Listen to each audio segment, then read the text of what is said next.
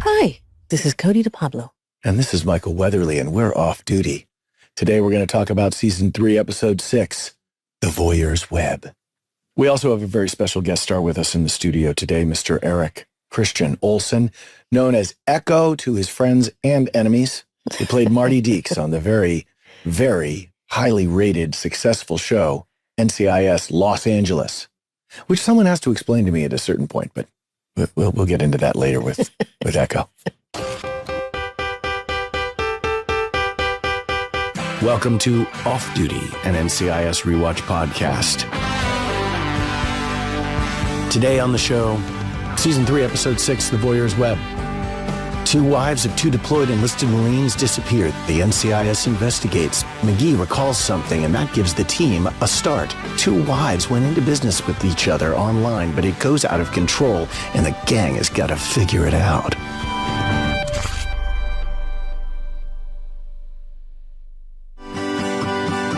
Do you mind if I go into a little bit of context around when this show was made? I know we do this. This is sort of a feature of the podcast that we do, where we talk about on this day and date back through the mists of time. Oh, yes. This is the time, the history. What do you call that? The time? No, the time in a bottle? No. Time capsule?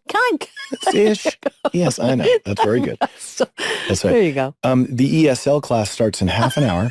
Thank you. Thank you. All right, take it easy. The White Sox swept the Astros 4-0, winning their first World Series in 88 years. What sport is that? Football. No, baseball. That's baseball. The White Sox? Is it? It's not hockey.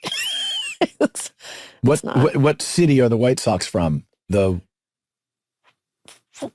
Minnesota? Okay. And the Astros. The Astros. You know this. It's the Astros. Alabama Astros. That's such a good one. Ladies and gentlemen, it's the Minnesota White Sox and the Alabama Astros. Well, back in this day, October 25th, 2005, the Alabama White Sox swept.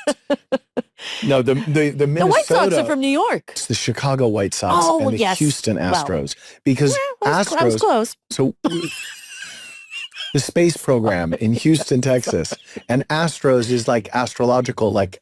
Oh, I should. So it had to do. One. Well, it just has to do with American history and American sports, space history.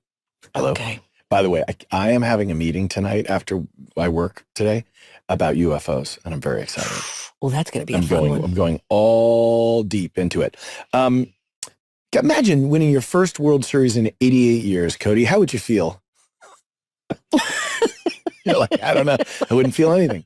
88, though, great number. Fantastic number. 2 karmic. Fidel Castro agreed to allow 3 officials from the United States Agency for International Development into the country to assist in relief efforts in the wake of Hurricane Wilmer Valderrama. Wilma. Not Wilmer Valderrama? Nope. Just another NCIS reference. It was also a good day for gaming. Both Call of Duty 2 and Civilization 4 hitting the shelves. Cody, what's your Call of Duty handle again? Right hand. Right handle. And do you know who was involved in Call of Duty? One of our writer friends from NCIS. Oh, no. Jesse Stern. Yeah. Oh, my God. I remember that. Yeah, God, that's a good piece of trivia. How about that? I know that. Jesse Stern. And if you want to find him right now, he's probably still playing Call of Duty. Well, I don't know about that. Tending his little psilocybin garden outside and making sure that everything is hunky-dory. I love that guy. Love you, Jesse Stern. The Voyeur's Web. I want to sort of take a moment, and I want to go into our Wayback Machine, which is sort of what this off-duty podcast is all about. We're going back to a time the internet was still kind of a new thing. This is pre-iPhone, pre-iPad. This is 2005. So Voyeur's Web, everything in the show is kind of, it's when you still had like modem dial-ups that made noise, and like, and we had cathode ray tube monitors on our desks. How did it go by so fast? That like it's like a jump cut. I don't keeps even on remember slipping. that, but it's like now you can't live without We technology. had flip phones that had, like antennas that you would bring up. I mean, well, all you have to do is watch an NCIS episode and we're still doing the flip phone thing. Yes. Well, the good thing, burn phones nowadays, even they're flip phones. You can still get them. Oh, no. I have a friend who loves the burn phones. Spy? Yeah, I don't know. Or just a cheater? No, I don't know. He just loves dropping burn phones. Yeah, be very suspicious of the person with 3 phones. I think I think we all know that one. I think we've learned that, like, why do you have 3 phones? Or the person who has no phone.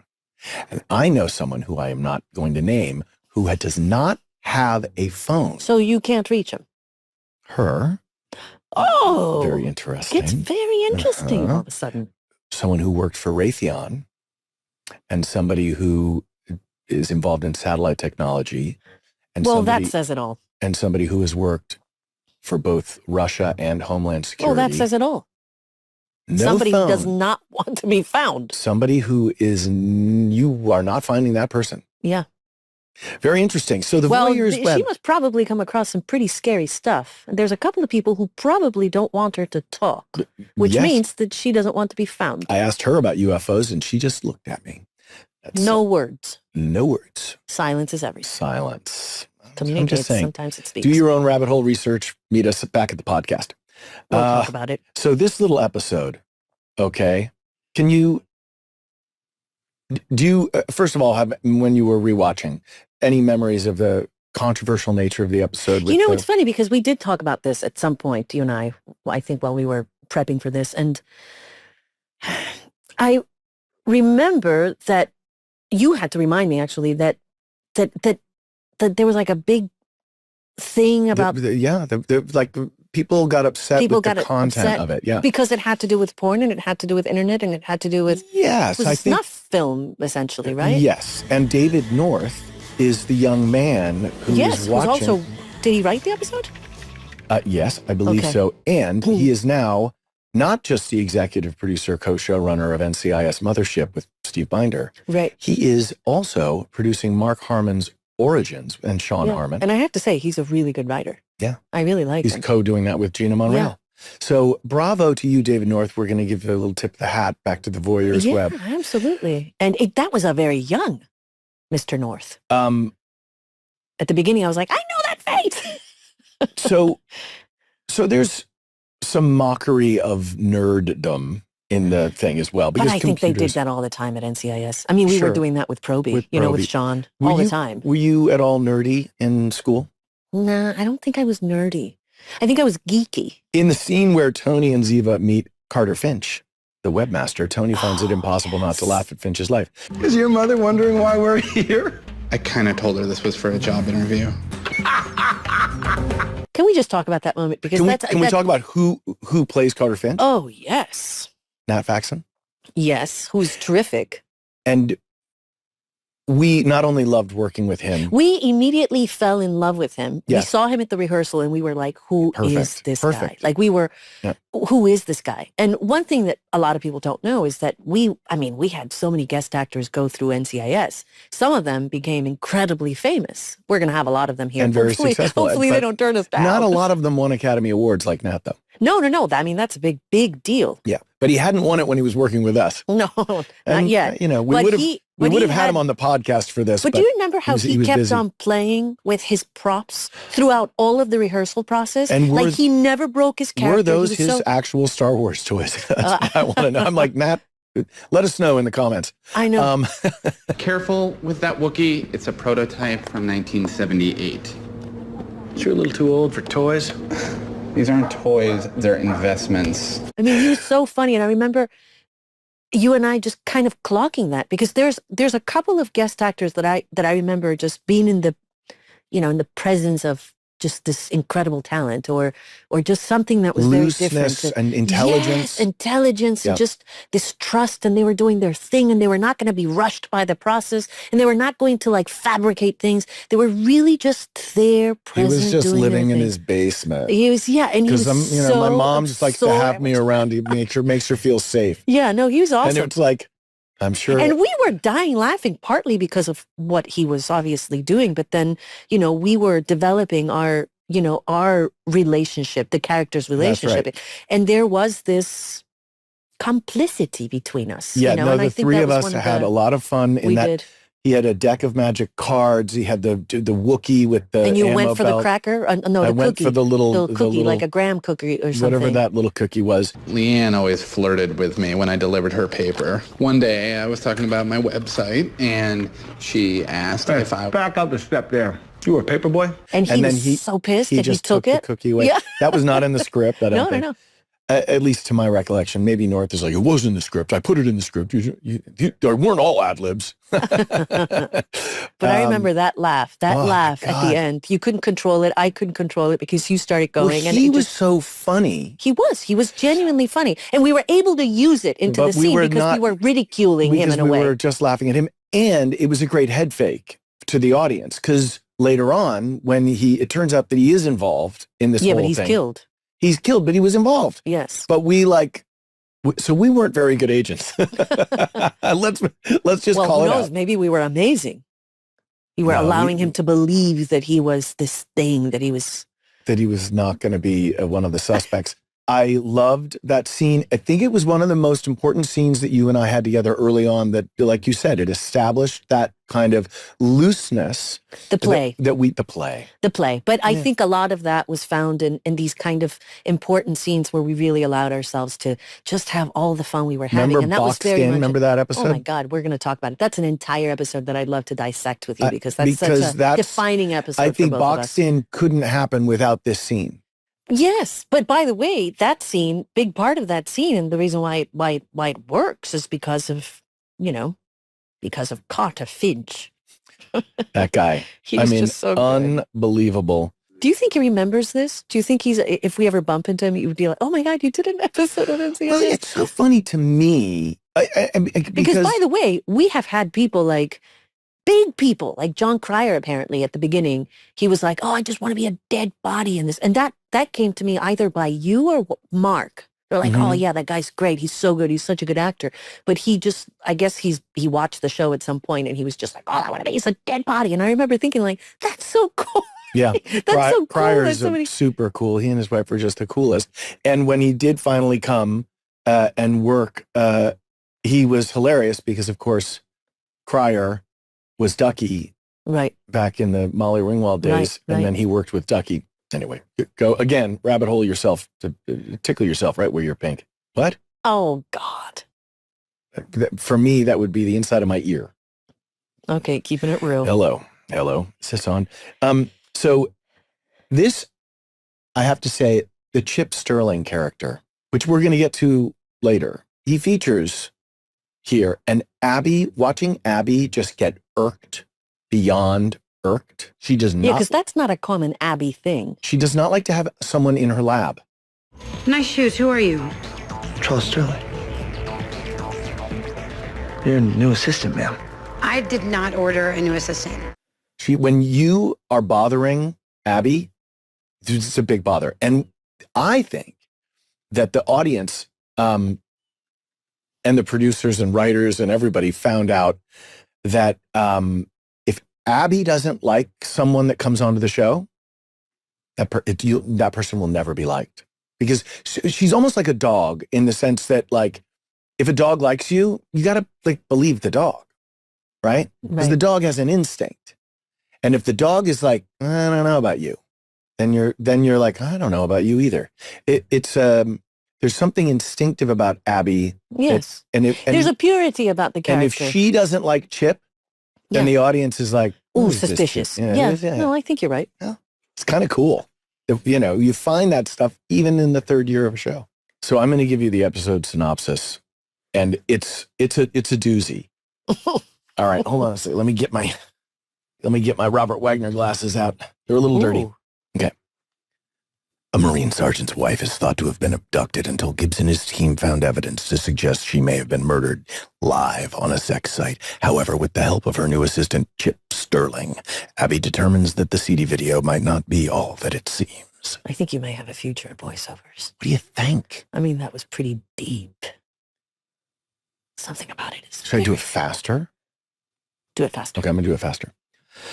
A Marine sergeant's wife is thought to have been abducted until Gibbs and his team have found evidence to suggest that she may not have been murdered. It's hard to do. A Marine sergeant's wife is thought to have been abducted until Gibbs and his team found evidence to suggest she may have been murdered live on a sex site. However, with the help of her new assistant, Chip Sterling, Abby determines that the CD video might not be all it seems. Wow, one breath. That was impressive. Hey, And with that, I dreamt I was riding a magic buffalo. Yeah, I'm mostly in Bitcoins now. I'm diversifying my portfolio. Suddenly, I have a overwhelming urge to do some charity work. Oh, it's just, something I ate. It's like the invasion of the Brooks Brothers body snatchers in here. Nothing a little ice, rest, and dental work won't fix. You want me to take my pants off? Yeah. Maybe we should dim the lights a little bit, put on a little mood music, huh? A little Sade. But whatever. Well, if I had a nickel for every time I was almost shot in the back of the head, I could take us all to Cabo. I'm Michael Weatherly. and I'm going to Strong start. And you're here with us off duty. Something like that. It's amazing. And we got Eric Christian Olsen here. I'm here Yeah, for we it. It's such a sultry, sexy voice. This is, so it's so funny because when I started Wait, doing... can you switch the voice? No, keep it. Keep it. It's just going to throw me off. Sorry, what is Or is it going to this? throw you on? In a world. In a What world. is that? Here's the thing. This is a somewhat unusual off-duty episode. We are going to talk What about... episode are we on, by the way? We're on... We don't know. But it's... Is it 300 or is it 7? No, it's Here's 7. what we're doing. Episode 7. Is it? Straight to heaven. Okay, guys, we don't... You don't... But in today's episode, we're going to be talking about season 3, episode 6, Voyeur's Web. Oh, yeah, which was a very memorable It was one my for us. favorite ever. It's the one that was actually banned. It was. I remember by- when it was banned. Yeah. Because I was upset as a viewer. because And we because had- of the porn stuff, right? And just the general... Wait, what? the general nature of the program was disrespectful to the humans. So Well, we did that's that a what we lot. did. And we were... What happened? Tell me more. I think it just had to do with, like, at the time it was kind of controversial because of all the porn stuff, right? What it was porn online stuff? porn stuff. And You're not also in we- this episode, so it doesn't matter. So you can't talk. I'll come back. You guys talk to the episode. can't I'll talk. come back at the end and then just do what I do. All right, How let me did just you- get back wait, in but character. I want to know something. What were you doing when you got cast in the NCIS world? Like, where were you? He was doing Give us a little prequels. He did a I prequel to did The Thing. You did 35 Dumb and prequels. Dumber. I did so many. And not another team movie. Hello. Fired up prequel. Yeah, talk I to us did, about prequels. I did. That's a fair question. I wanted to start a family and I was gone shooting movies all year long. And I said, this is unsustainable. Watched so many relationships. Talk about why it's unsustainable for our podcast audience at home. Because I That's don't a think a lot of people great understand question. the idea that the schedule sometimes can be very challenging. But and shooting it's not- project to project, you're doing Yeah. a movie here, you're doing a TV movie and you're here. also, you're doing- yeah. and you're Very also seldom flying. does something shoot in Los Angeles. So And talk about the locations that you would be in. yeah, you're flying all over to do a movie. Most of the time you're shooting in Vancouver or New Mexico. I'd shot like 3 movies in a row in Albuquerque, New Mexico. And if you've ever been to Albuquerque, New Fun Mexico, location. not the place you want to raise No. a family. We just lost that demographic in the podcast.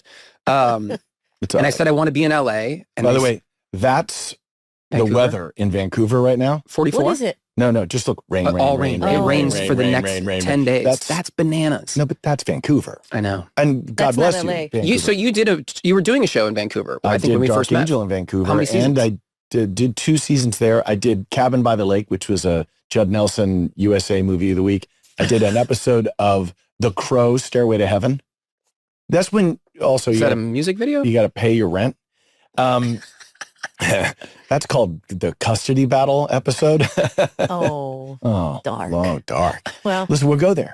But It's- yeah, so it's true. you shot in Norway. I didn't shoot in Norway. The thing we shot in... but you're 87% Norwegian. I'm 81% Norwegian. 81. Wow. The thing we shot in Alaska, we shot in Toronto, we shot all over.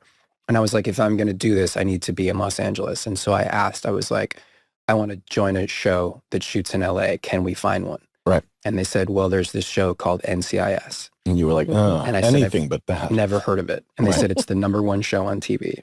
And it's starring you guys. And they said, and they're doing a spinoff. It's in their first season and they just killed off like 3 characters. Do you want to go and audition for that? Because they're looking for a cop. And that's how the conversation happened. I didn't join the show Marty until Deeks. the end of season 1. So And how was the audition? Did you have to audition like with someone in the cast? Literally, it was just, they had been through, and this is, God bless Danny, she knows the story, so I'm repeating it without Daniela Rua. She had auditioned like guy after guy after guy, and they brought in and had him do like guest stars, and it didn't work, and they just kept cycling through. So I came in for Shane Brennan, who was the showrunner at the time, and he gave me He was your showrunner. At some point. Yeah. He saw your stubble and he was like, I'm in. Because he has stubble. He does have stubble. That's essentially how I got the role. He looked at you and he thought, said, that's a better looking version of me. That's exactly. That was a direct quote from Shane at that moment. You're a taller, more handsome, lankier, possibly less koala version of me. He's Australian. It's a koala joke. I feel like I can't touch that.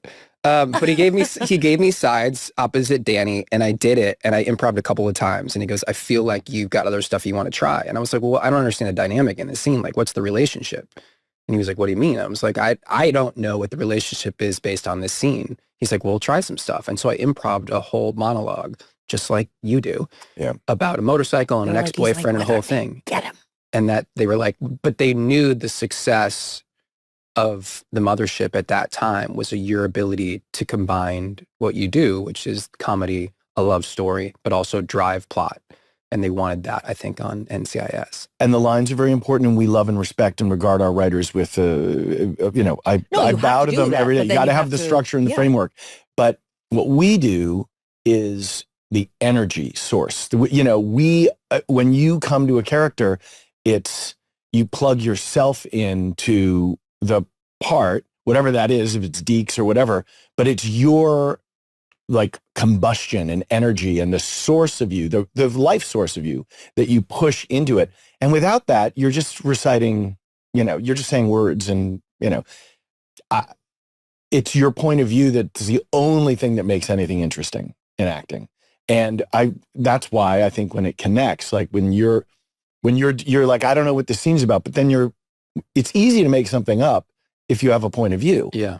But if you have to learn someone else's point of view and adopt their point of view and try to and also be given the freedom to be able to do exactly what you did. And that's such a generous gift. Oh my God. Not a lot of people give you that. And I'm realizing in this moment, the only reason that I was given that gift is because they saw that it worked with you. And that I didn't know that wasn't from the start. So I think the fighting for that, which was Harmon and you, and then at some point Shane recognized that. And then he just tried to duplicate. So when you're watching movies or TV, particularly television, because the grind is so intense, when you're watching an episode of something, we won't name any shows. The Bear, Succession.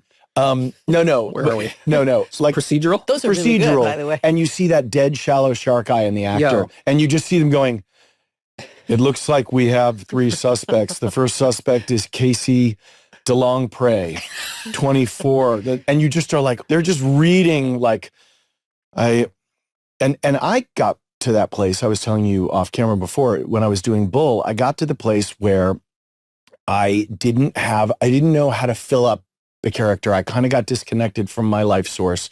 I didn't have that ability, which was so flowing on NCIS that when you're in that flow, it's like being in love. You just think like, oh, this is easy. Mm-hmm. And it's like, love will be tested. How did you balance that, by the way? How did you balance the whole family thing with work? I mean, the long hours, how did you do that? Because you've got a pretty solid family. Yeah, and last time I bumped into you while I was hiking. You were hiking. Yeah. You had just you were making plans to do stuff with the family. And I mean, it seemed like you have like a pretty great thing going on. How do you do that? I think that's probably true for everybody listening to the podcast as well as you guys, which is that you have to actively prioritize. Yes. And I think it's a struggle on a regular basis. And we were all doing like you also have like the quintessential awesome wife. I have the most. You have the rock solid, she's like incredible. Like I'm going to be home. I'll take care of the fort. But that's hard too. But she's not. I mean, she has a really successful podcast. I don't know if you saw American Made with her opposite Tom Cruise. Oh, yeah. Like she was working all the time. She started a company, Bayo. You know Bayo, baby? Oh, yeah. So she has that. She has a podcast. She wrote 2 books. Like she works crazy. My understanding is that what happens is you sign a 6-year contract, people at home. And then if you stay on for more than 6 years, if the gods bless your TV show with more, you have to renegotiate your contract, which usually means more money. But at a certain point, money versus time becomes a question. Didn't you have some of that in your, are you cool talking about how you approached some of those negotiations? Yeah, I heard about this and I was like, oh, that's such a great question. You heard about what I did?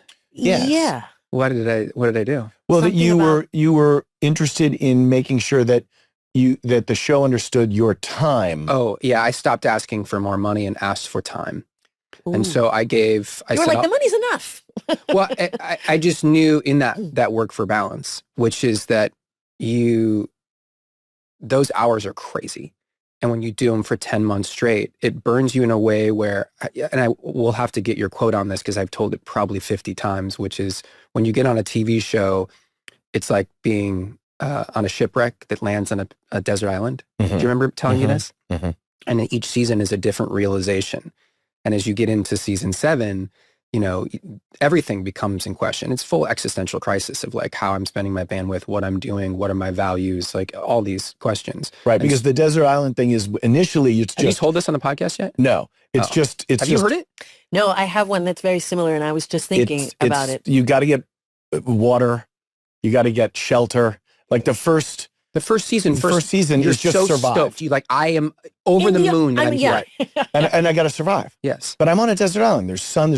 And then the second season, you're like, okay, now I've built actually a better shelter. It's not the lean-to. Yeah. Now I've actually taken some time. Third season, you're like, I found a better fresh spring deeper into the desert island. I've fermented the coconuts and I've figured out how to get drunk on some coconuts. And then by the fifth season, you're like, you have your main cottage that you've now constructed, but there is a cool like cliff over by the water. You built a little guest cottage for yourself deeper in the island. And then by the 10th year of the desert island, you've got like 3 houses you've built on the island. You've got your own little distillery. You've got like clothing that you've made from this stuff. And that's when you realize, oh, fuck, I could have built a boat and gotten off this goddamn island. Oh, that's so interesting. It's so different and than it how I've kind of went retold dark. your story. Yeah. It kind of slowly goes Sorry, dark. that was my bull desert island. I think that was your bold desert island because this one was like by the time the coconuts and you're partying, everybody's just like, and then it just starts getting darker and then you start questioning and then people start bailing. They just walk into the sea and you're like, are you coming back?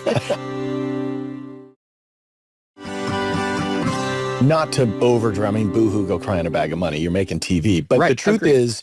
No, we're incredibly fortunate. Yes, but the truth is that, especially in the beginning when you're really finding a show, the first few seasons of NCIS, finding... You had 130 we were doing forced calls. 6-day weeks for Forced? 10... Forced calls. Oh my God. No, you guys. Yes. Mark told me it was like 130 forced calls, which for the people means like that's not enough time to recuperate or sleep. And right. Forced call it's a 12-hour turnaround. So right.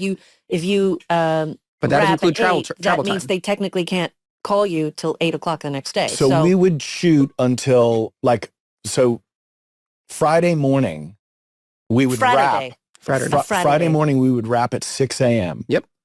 Get in your car and get in traffic from Santa Clarita, driving.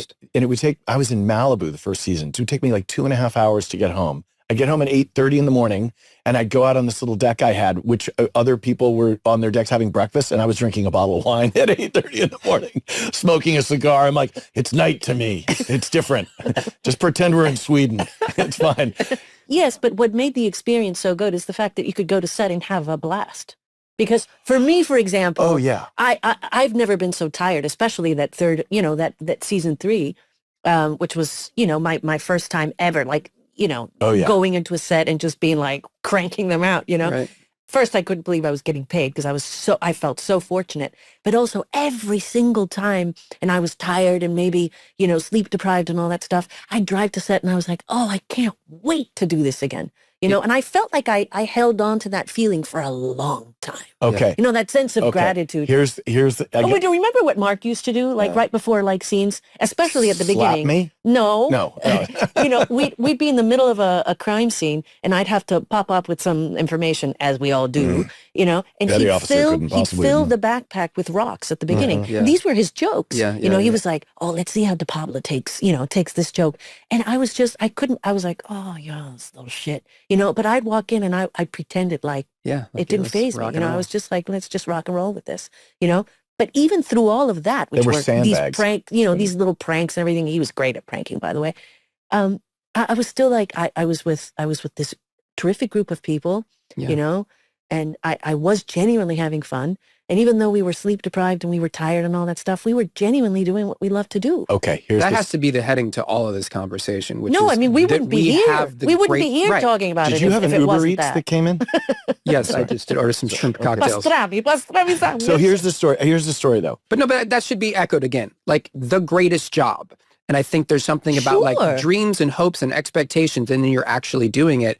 But the logistical part of it also is a real thing. Right. And, and it's very funny that you talk about dreams, because I talk about dreams all the time. Look, chasing after dreams will always come with a bill at the end.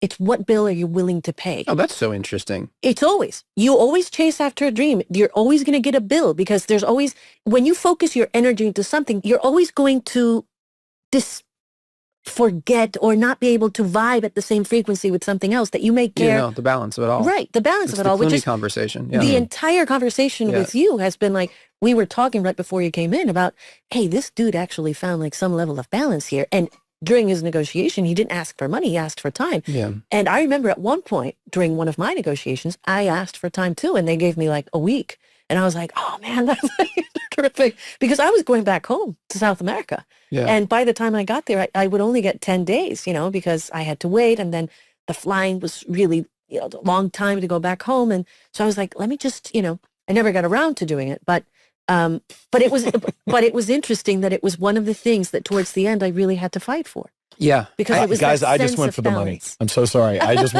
like, nothing wrong with Here's the that. wipeout. Yeah. And the wipeout. Well, and I the was like, wipeout. I'm going to have a room in my house that's just gold bars. That's all And I'm I going to want. bathe in it. My that's backs what I are do. going to be No, sometimes I just go in and touch it. I just naked. I walk in naked. The family knows to naked. stay It's like an downstairs emperor. when I'm up Naked. in the weird. It's not a big room because you don't need a lot of gold. But here's the story I want to tell about Cote and Pablo. And it's her first season, her first couple of episodes. We're shooting 2 stages, 2 different episodes simultaneously, as you do. I think I know the And story. she's finishing a scene. And, she's still learning what a call sheet is, where it is on the thing. And so she finishes the scene. And it's a long scene. And, you finish in coverage, right? Of course.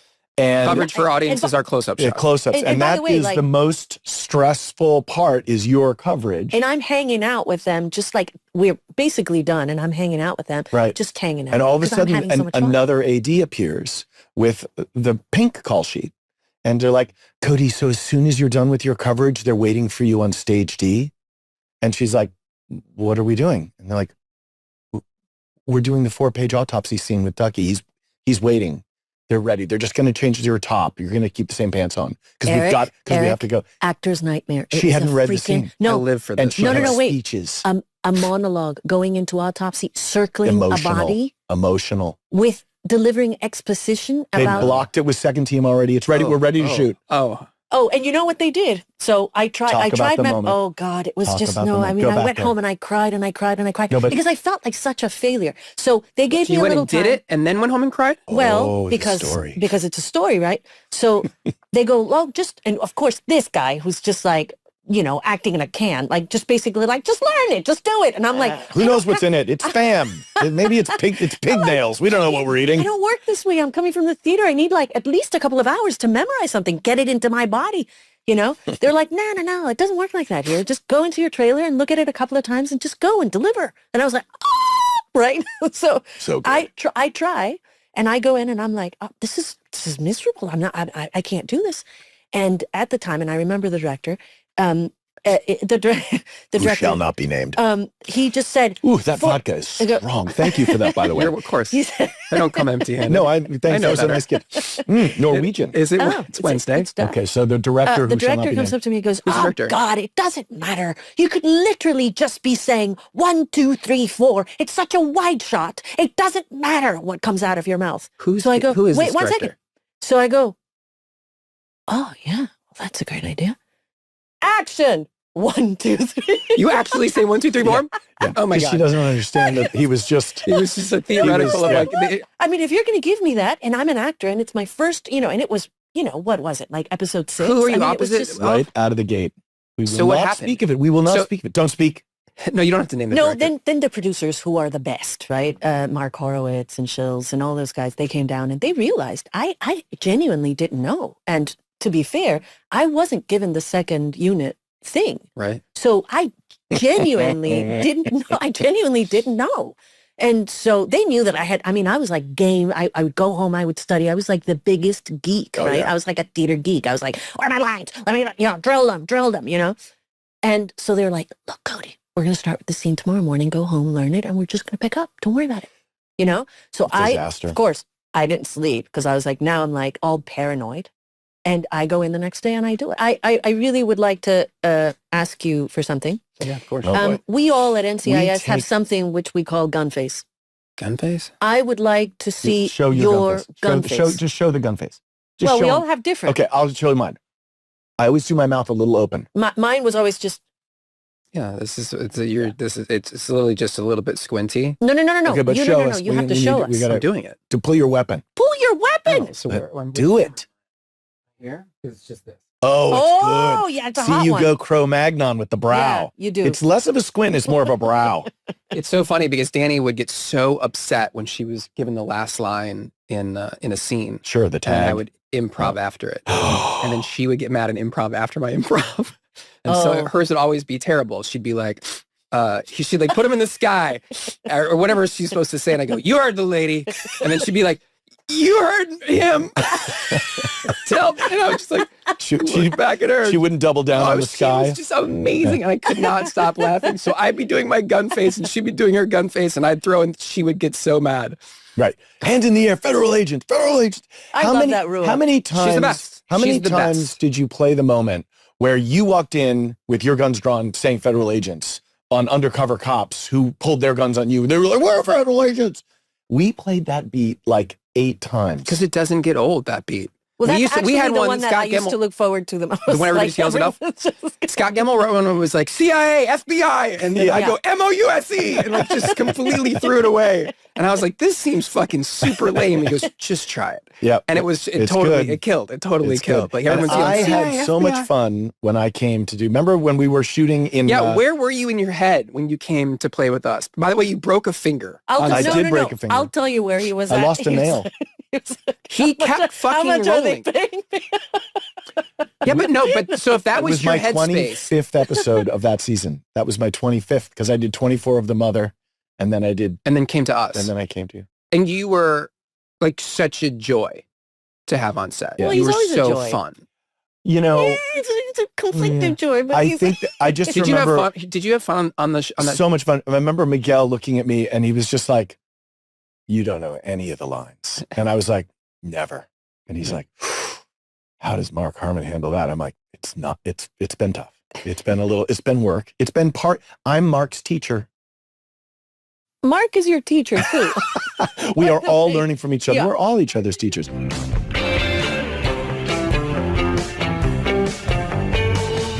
Okay, so every episode of Full Swing, what's this thing called again? Off duty. Off duty. Full swing is so good. Today's Swept episode, overboard. Full full disclosure. swing Every on full disclosure. of Swab the Decks. Here are the NCIS spin-off questions. As you know, NCIS is a spin-off of, Jag. okay, I'm going to name a spin-off. Tell me the show it came from. Okay. Because NCIS LA was a spin-off of, Of that one's NCIS, pretty easy. the mothership. Okay, We spun Better off Call of you. Saul, spin-off from We just talked about it. Which one? The director. That Better Call Saul. Better Call Saul. Oh, is that's Breaking Bad. Breaking Bad. Okay. The Jeffersons. Before my time. Yeah, that's You done can by say pass. that wonderful producer. Who just passed. Norman right? Lear. Norman Yeah. Lear. I just Yeah. read his book. Oh, you can say God, pass. We'll come back to it. I'll pass. Okay, Frasier. Cheers. All right. Angel. Dark Skies. Angel. Oh, Buffy the Vampire Slayer. Really? See, I had to repeat it. I thought you were on a show called Angel. I was on a show called Dark Angel, which was Oh, the stupidest just the name dark. for a show when there's another show on the same network that's called, anyway. Laverne and Shirley. No idea. Bosom Buddies. No. Cheers? And by the way, Mark Harmon was on an episode of Laverne and Shirley. Laverne and Shirley, like Mork and Mindy, was a spinoff of Happy Days. Oh, whoa! I didn't know that. And Joni loves Chachi. Okay, let's go back to the I Jeffersons. wasn't allowed to watch TV as a kid, so this isn't, anything. So the Going Jeffersons, back to you're the value right. system? Norman Lear, I think you get a point just for knowing that was the producer. All in the Family. Never saw it. Carol O'Connor, and incredible 70s sitcom about a working class American family Moving on up. who he would talk a That was blues the theme string. song. Moving on up. No, that was the Jeffersons. That's Right? what I thought we were talking about. Oh, but Jeffersons was a spinoff of All in the All in Family. the Family. You guys Which are was the Richie only me what's Bitch. Okay, going on how in my about life. Family Just- Matters? Archie Bunker. Archie Family- Bunker? Archie Bunker. Is Yeah. he the lead of that Yes. show? Okay, you win. We use I'm that as a giving you prototype.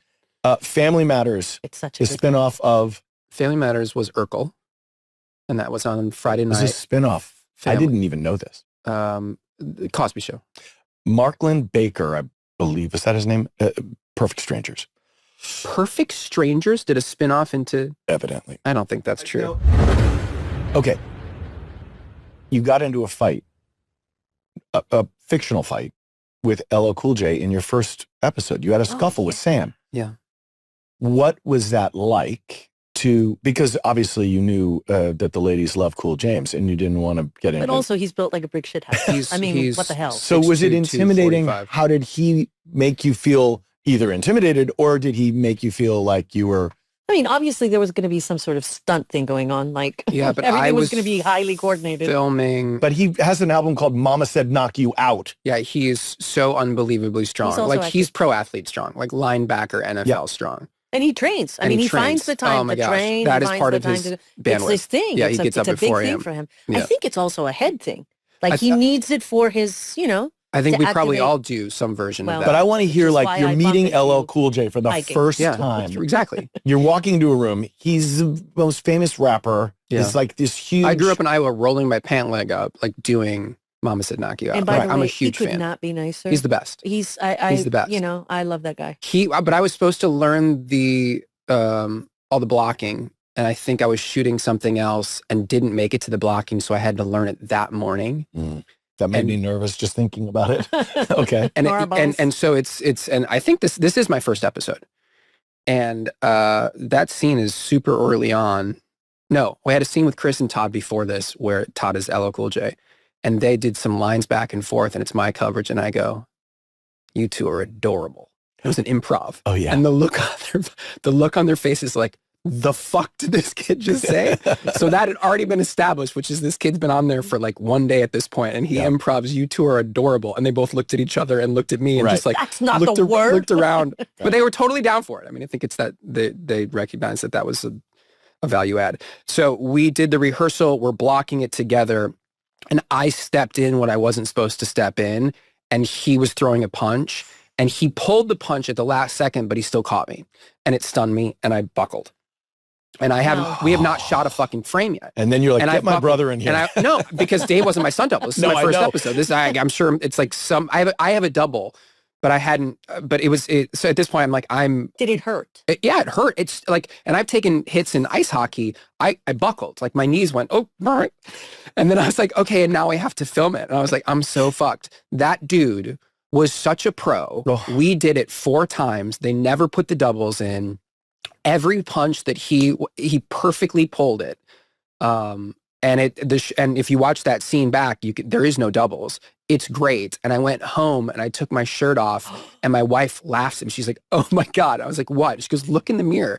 And you look in the mirror and I'm like a zebra. It's just black and blue from that dude being that powerful, but not ever, following through. I mean, so that was imagine. my first day, or that was my second day of shooting on NCIS LA. That's a Was that great fight story. scene. Oh, I loved it. By And the he way, was, like you could he's the always best. tell that story. Like my first day with LL Cool J is Todd, this huge fight scene. like just yeah. And he was unbelievable. when and I was on this... By the way, that's a guy that works everything. Nonstop. Music, nonstop. He trains. He has all sorts of, I mean, he does everything. Rock the bells. He would travel on the weekends to do concerts. He would show Host up after an the- hour of host the- hours sleep. Like Grammys.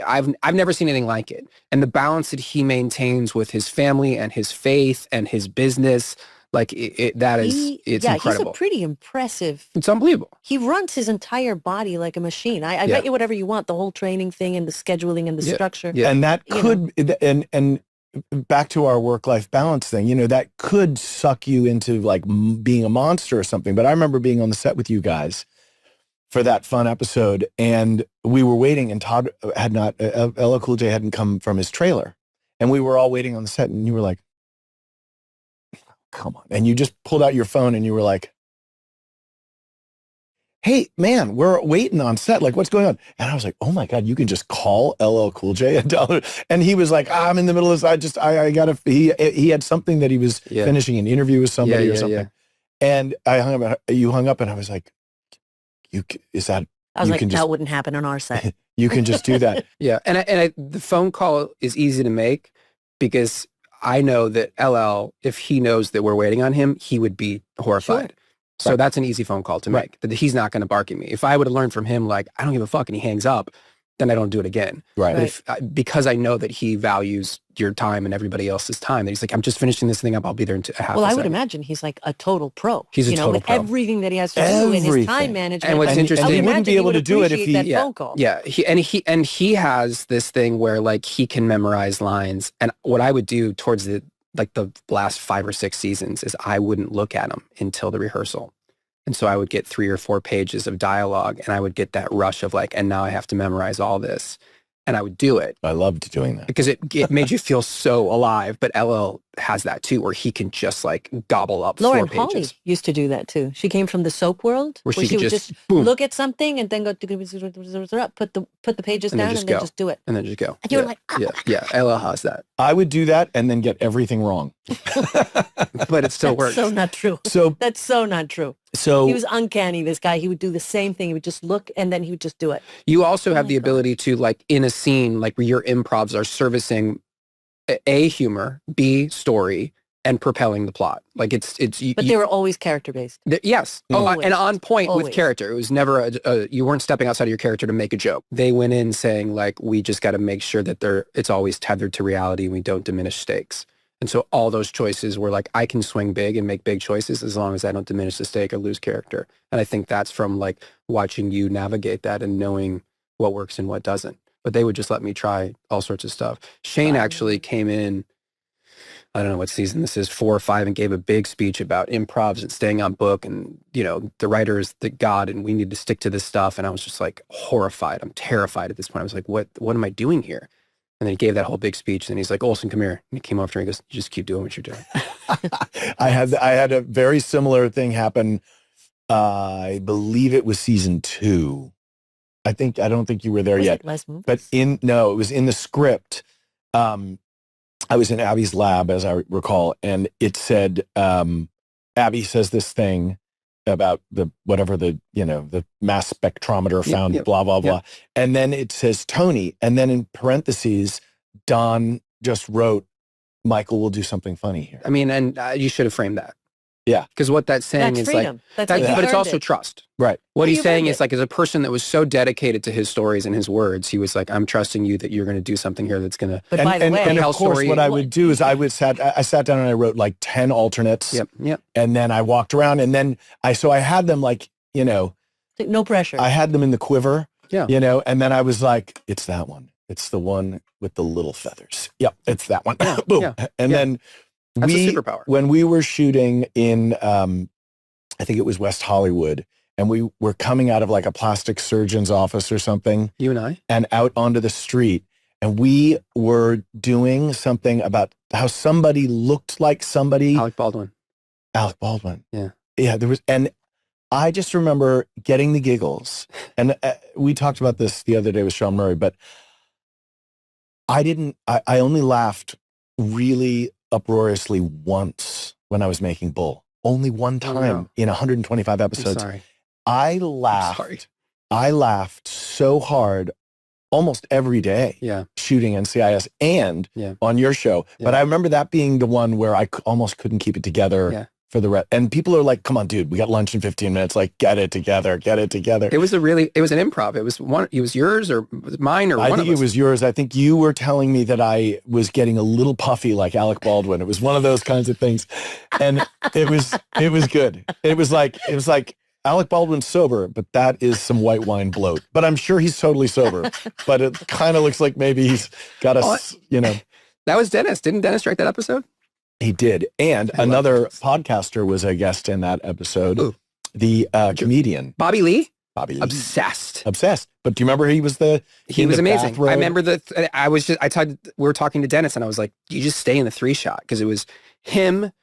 No, it was you, Bobby, and then me behind With something our with our weapons weapons pulled. And he was just, And he's like, oh. yeah. How is that? How is he in the podcast? Incredible. No, he hasn't been here. Oh, you But he guys. has his own podcast. Oh, but you I think should we have him should on. go be on his podcast. He's incredible. He's absolutely incredible.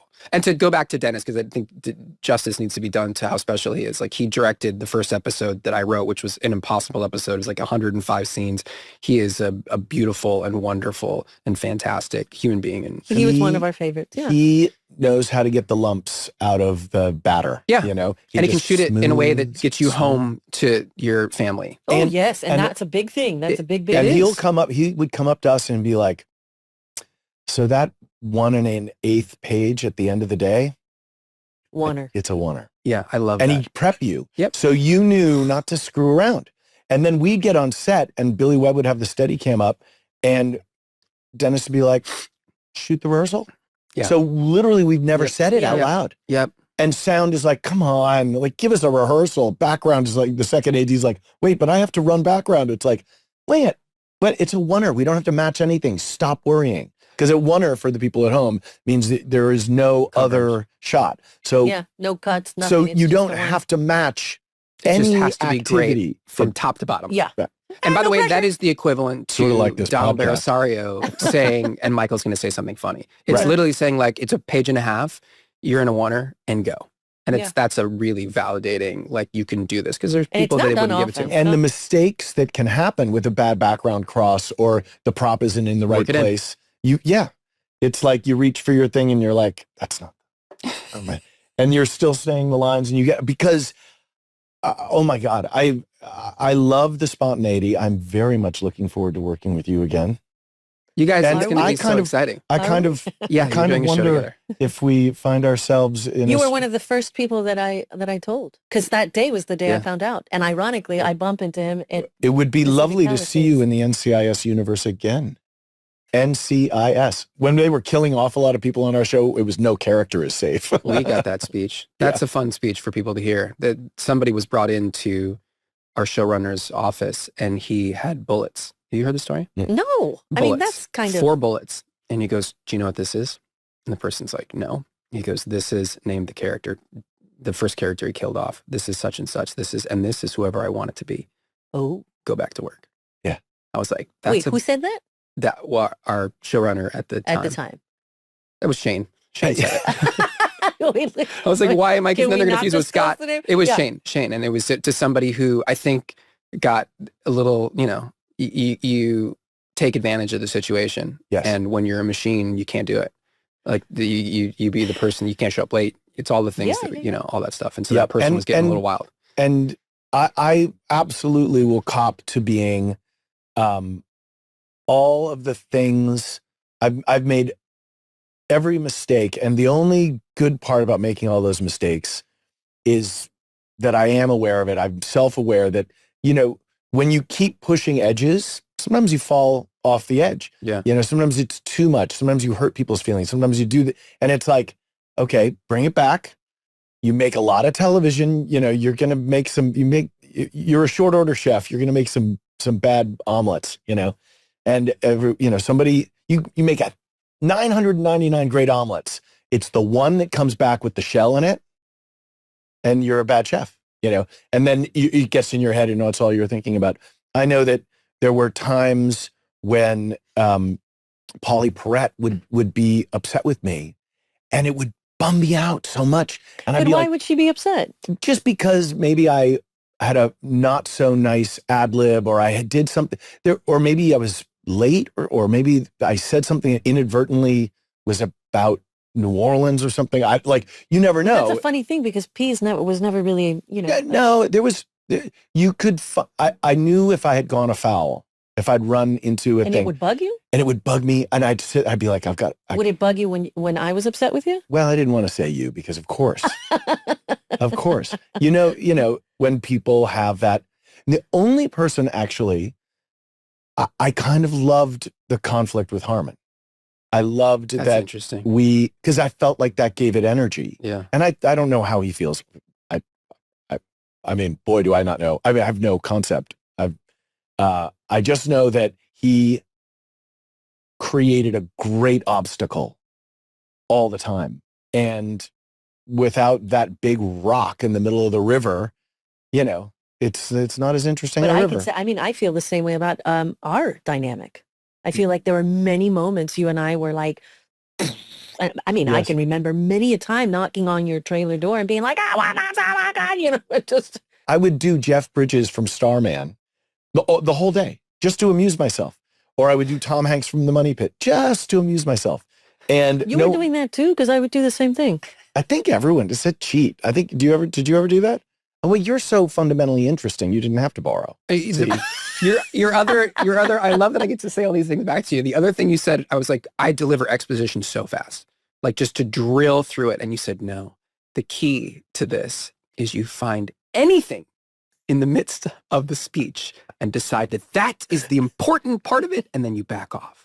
And the audience who isn't really listening because they're doing 7 other things will be like, well, that was interesting, but it doesn't even matter. You could pick any part of that speech and highlight that thing. And then all of a sudden, and then I watch people, because exposition is the hardest thing to deliver. You get a page and a half. We would make the exposition about a look between us or about him messing my hair. But we or always at did one You point, find something like, in it. It's or the the same smell. philosophy. but it It's was just always about that. Yeah, Like you'd find the- something in it to make it something work. that was never about the exposition. Yeah. And You made it interrupting about somebody, the character, like interrupting something. somebody when they're in the middle of their It was paragraph. amazing.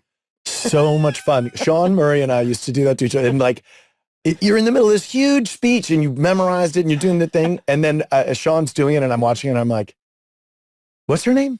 And he's like, Mrs. Sivapada Syndrome. And I'm like, Sivapada Syndrome. Right. Okay, sorry. Keep going. By the way, that's genius. Yeah. And all in fairness, And the that- sound is like, we didn't pod that. That wasn't scripted. We That's didn't know. And the I camera was guarantee like, they used it. I guarantee they used it. oh, I mean, that's Sometimes like, they did. and Most the, of the time. Yeah. and the, It's a human I moment. remember with Sean once, he was like this and he was doing this and I was like, Oh, No, that's not okay. but But like, it's all he's thinking about. but right. But that's the thing is like, It's you just put it, it's awful. you put it into somebody's, it's like just a little, One time I was doing a scene and I had a friend of mine who, by the way, works at the NCIS World, and she did the same thing. She was like oh yeah. this. The entire scene, I was like, I couldn't even talk. No. I couldn't even talk. And Danny so, would tell me to stand up straight, but I asked her to tell me that. I was like, I get tired when I Oh, yeah. slouch. Can you tell me to stand up straight? She goes, stand up straight. And flip-a-slip-a-flop-a-doo.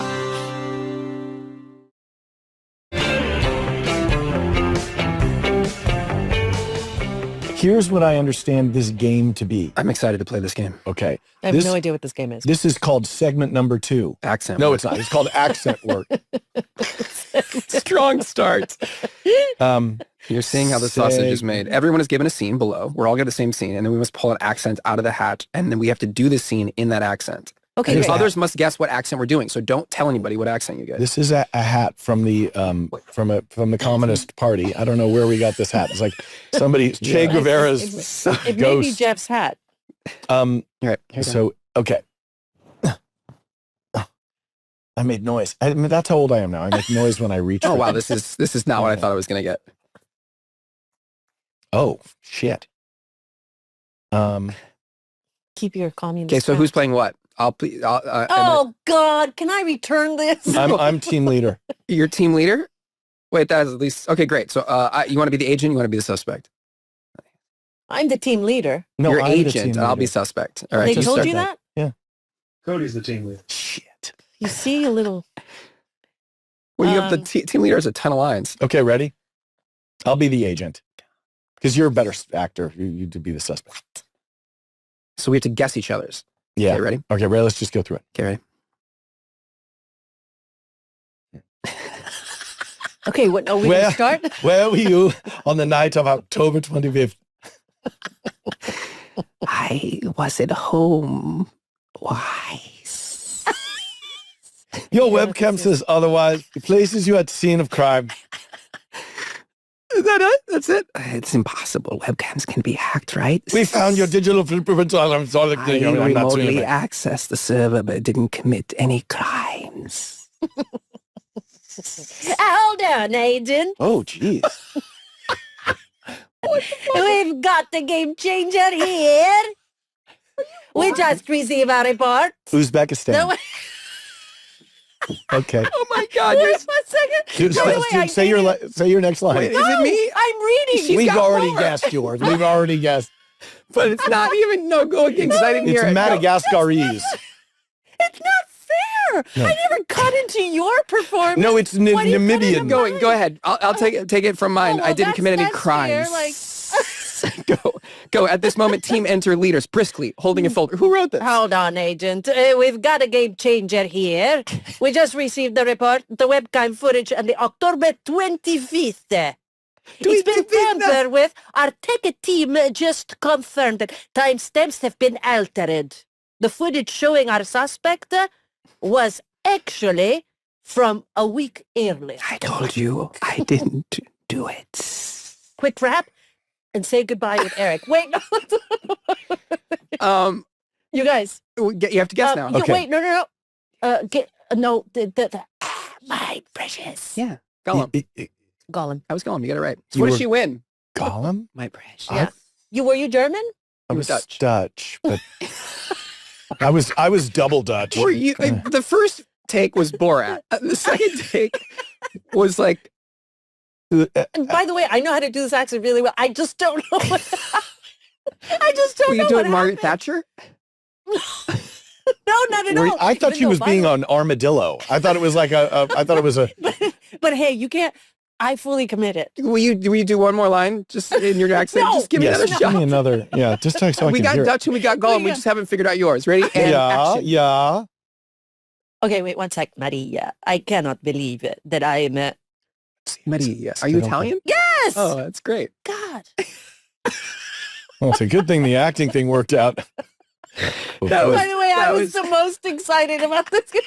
I was like, I'm gonna nail this. We received a report. Our webcam footage from October the 25th. He's a tamper with. Oh my God! I mean, By the way, this was a fun game. We should definitely repeat. you thought that was fun? You bring.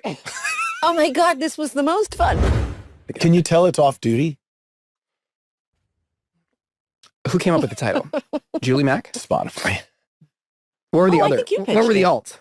I didn't. No, No, you know what we wanted to call it? Yeah. Ziva. I have no idea. The Chicken and the Fox. Oh, the chicken and the fox. That's a great title. The Chicken and the Fox. Who's the chicken? Who do you think is the chicken? Who do you think is the fox? He's the chicken. You're the fox. It's obvious. Damn. You see, he's always finding to be the fox. See, I wanted to do ham and cheese. Who's No. the ham? Who's the cheese? You're the cheese. He's the ham. There we The go. chicken and the fox is really Because good. I'm cheesy. Chicken and the Fox. Also, one of the best characters in Moana is the chicken. Yes. And he's the chicken. He's the chicken. And I you're worked the with best. Chris Jackson, who played the in Moana. Never mind. I'm going to go now. We all have to go pee. This is it. Goodbye, right? Goodbye. You left your clothes on the whole time. Can you show me some morning exercises? Give me cat. Show me cat. Why does it feel so good when we finish like having an interview with somebody that's just so fuzzy and warm and open and well-spoken and smart and intelligent and Funny. funny? Somebody that can like play with us. Open heart. Very much. Beautiful, Very much. beautiful human. He's connected and he cares. Yeah, absolutely. Anyway, Michael, fan questions. Mm. In an earlier episode, you said Mark Harmon is a mysterious dude and has a lot of secrets. Who among the cast is the worst at keeping secrets? Who? Probably me. I think you're right. Who would be the best? Harmon. Harmon, but also a Sean Murray. Maybe Sean Murray, but I have a I think feeling of that Sean you could. Murray is like- I think if you tickled Sean with a feather long enough, you could get it out of him. Harmon I think, is a crypt keeper. He knows. I think between both of them, they could give Yeah. each other they're run like for their their money. psyops abilities are deep. Deep. I'm not that complicated. I'm just damaged. Okay. Hello. Second question. Go for it. I think you should read it. Oh, this is the oscillating fan question. I don't know why I think that's funny. My question for Cody is, who is your best friend on set in the early days of NCIS? Did that change later on? Oh, yes. This is such a good question. So I think Changes. changes. I don't think we'd be sitting here if we didn't go through all of the things we went through at NCIS. All the things. You were one of my favorite people when I first met you during that audition. I was like, I hate this guy. Hate him. I don't like him. I Nope. think he's difficult. I think he's never going to give me my You cues. felt about me the way I felt about me. Of course. No. And Wait. this is the great thing about the story of how we met and how we became friends and all that stuff. And then we became really good friends. Yes. And then in the exploration of friendship, we went through many ups and downs. And so we were forged in fire, as I Yes. like to say. And today we are probably stronger friends than we've ever been, because I think we've lived through so much and we've allowed ourselves to see many a thing that we have gone through. That I is will say precisely right. also, Mark was a great friend to me, a great friend, a great mentor, still is, and a guy that I love very much. He's a father figure in many ways, and I will always have deep, deep love for him. Yeah. Every relationship there, much like the show, Yeah. you know, David McCallum, meeting up with him in Europe with my wife, with Yes. David and Catherine, some of my fondest memories, you know, the amount of time that I spent with Polly Perrette, just jabbering and jabbering and jabbering and Having beers. and laughing and having fun, and Polly, just the purity of Polly P. Oh, Love yeah. the P. And Sean Murray, like and the growth and the changes of Sean Murray, and Oh, yeah. and the care and concern that we all had for each other as we went through, because And by the way, it manifested very differently. Some of us were really good about expressing that care and concern. Some of it has to, you know, we had to It deal with it in fluctuated. silence. It fluctuated, I mean, meaning like because we all had sometimes our ways. sometimes you go into a hole and you're depressed and you're going through a thing. I mean, I know that I was single, then I was engaged, then I was married, then I had more kids, because I was married back in the 90s. And I mean, a huge arc and evolution of revolutions. And yeah, it changes. And so what a good fan question. Yeah, I actually like that. Changes. Changes. Okay, and this is for both. So we'll each read a word. You start. Come on. I'll say you've Had a lot of guests. stars. Oh, come on. This is awful. It's Just terrible. read it. Let's both read at the same time. Okay. You've had a both- lot no, of guest forget it. stars on You just do it. NCIS, but what's one actor or actress you wish had come on the show to act alongside you for one episode? Why don't you? I think you Can I had just- yours. That can was I- Robert Wagner for you, if I may answer. I just want the fan who wrote this to know you could have shortened that one up. That question could have been asked in less words. Well, but it's okay. Not a criticism, just a helpful Just, you know, saying, tighten it up. Any guest stars you would have liked to have seen? you know what? I never thought of NCIS like that for me. Like, I was always so pleasantly surprised by the people we got. Mhm. Like, there was never a moment that I went home and I was like, oh man, I wish so-and-so could be here. So we're going to talk about James Garner for a second. Oh yeah, James Garner. Well, he Who- was supposed to be there. He came for a table read, He did. and he was going to play Gibbs' father. He was. And I just remember that I was so nervous you were in nervous. front of him that I got up and I did class clown in front of him. Of course. And How did that go? he looked at me like, what are you? Who let you out of the Poor cage? man. Yeah. Poor man. I was doing an Australian accent. I think I was maybe making a little I just fun remember going into the, to the reader's room and going up to him and just, saying, hi, welcome. We're so excited to have you here. And just, we were all so excited to have gotten a person like him. And he turned to me and he was just so loving and his eyes were just tingling and Jim moving. He was Garner. like, oh, look at you. And he was just the best. Do you just felt remember the when love. Jim Garner saw David McCallum? I don't. So David McCallum walks into the table read, which is in this room that's sort of in another building separate from where we shoot on the stages. And they stare at each other. Now, Jim Garner was about 6'4" in life, and I Yes. think David McCallum was around 5'4". in life, Right, however right. tall he was. And both big men in their own ways, but in just in terms Legends. of actual height, Yes. there was about a foot between them. David walked over. Jim got up from his chair, and they shook hands, and then there was an embrace.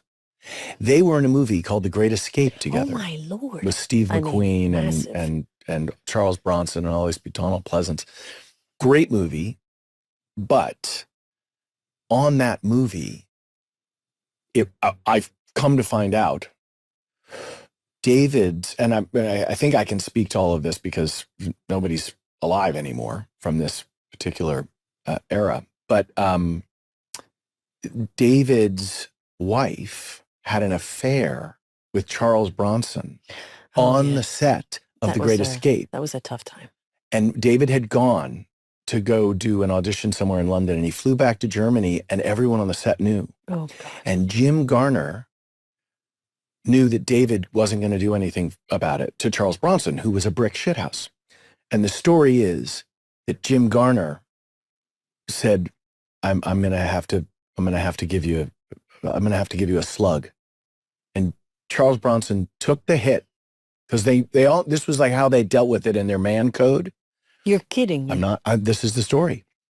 And Jill Ireland was David's wife. Jill Ireland, a few years later, married Charles Bronson, right, the man she had the affair with. So do you think that embrace had to do with like, I know what you did for me, brother. Thank you so much. All that history, I think it was all inside that. I mean, I think that. But I love how that there's a code there. There's like a code of honor there. Yeah. No, you know I mean, what it might as well have been the year 1520. Well, you know what I mean? It was whatever just like the year is. I just love that there's a value system that held that together. Yes. You know, that somebody else stepped in and said, I'm going to step up to that plate and I'm going to do the thing that you're not going to do. For whatever reason, I'm going to do it for you and I'm going to take care of it because I'm mad for you. I'm mad for you and we're not having that. And we're not having that. Right. And it will be acknowledged even though publicly. it turns out that it was love, that it was true. So it's... No, I understand. And look, right? You have no idea what the contracts are before the coming universe into this has world, its folks. own way. You know what I mean? But that is old Hollywood, and that's one of the special things about having guest stars and people come through. And talking to Robert Wagner about David McCallum being a guest star on Heart to Heart, and then now David is the lead of NCIS, right? And Robert Wagner comes in, and you have Bob Newhart come through, and you have all these incredible Lily Tomlin. And I mean, we have had some incredible guest actors. Yeah, some incredible people. Whether they were young, whether Matt they Jones were going as to. Dorney. I mean, Dornigat. It was like a classic. We got to get Matt classic Jones on this character. show. We really do. My Come God, on, he's just so good. Let's look into that. I still remember him going like, "Hey, you guys, I just booked this thing, and I was just, that should be a two-parter." He mean, was in Breaking Bad. I mean, he did a lot of things. He's a really talented guy.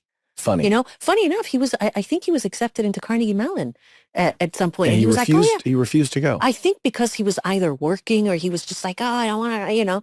But when he told me that, he's like, "Hey, Cody, did you by any chance go to that school?" And I was like, "Yeah, that's my school." And so, but it was like a funny anecdote. You want to tell me the Gibbs rule? Oh God, yes, I would love to. Gibbs rule of the day. Rule number 44. What is it? Oh, no idea? First things first, make my sandwich before you make yours. Oh, God. No. Butcher. First things first. Hide the women and the children. I mean, that's 101. No, it's number 44. Well, yes, it's 44. By the way, it should be 1. But what's 1? We just talked about it the other day. You never leave your partner alone. Never leave your partner, something like that. Yeah, something like that. You don't abandon your partner. You know what rule number 9 is? Always carry a knife. I should know that one. I feel like we can safely say Voyeur's Web, dangerous episode. Yeah, I think it toyed around with a lot of different very fun to themes. watch. Fun. Moves along, sexy in a way, but also kind of shocking. It bumps from like almost gore kind of horror movie scares to comedy, to like light weirdo, not another teen movie comedy. And I think at the end of that episode, you get turned down by Monica, And We go on a date. and Ziva says, "Hey, my treat. I'll take you to And I'm going to Vincenzo's, bring you, I'm going to try and get you the whatever La name of the Perla restaurant is." outfit. And you're like, "Ooh, maybe I'll get lucky." And she's like, "You won't be needing that." Foof. Foof. You won't be needing that. Well, rejection. That's a It double was rejection. purple too. What they chose for Oh, ow. Monica, what you chose for Monica, was like this. Ow, was this purple like Camisole. camisole, silky Little purple. I was cami- like, look at. I mean, that's quite a color. It's very presumptuous for like a first date. I mean, not. I mean, it's ridiculous. That but just hey, goes to show you the emotional growth that the Donoso character, because I don't think by season 11 that was happening anymore. If you have any fan questions or you just like to find out where we got our wardrobe, you can email us at offduty@spotify.com. that's right. That's exactly what I said. You might be wondering where you can watch your NCIS, and of course you can watch it on Paramount Plus, and you can watch the new episodes of NCIS on the network, CBS. All right. Well, next week on Off Duty, Yes, tell me about it. Gibbs befriends a young boy after his father, a lieutenant commander, is kidnapped. Although the evidence garnered, sorry, I'll read that again. Okay, so tell me about next week's episode. Gibbs befriends a young boy after his father, a lieutenant commander, is kidnapped. Although the evidence is gathered by Gibbs's team, and it suggests that the lieutenant commander was a part of the scheme to leak classified information, Gibbs's famous gut says otherwise. Next up, it's season 3, episode 7, Honor Code. Foof.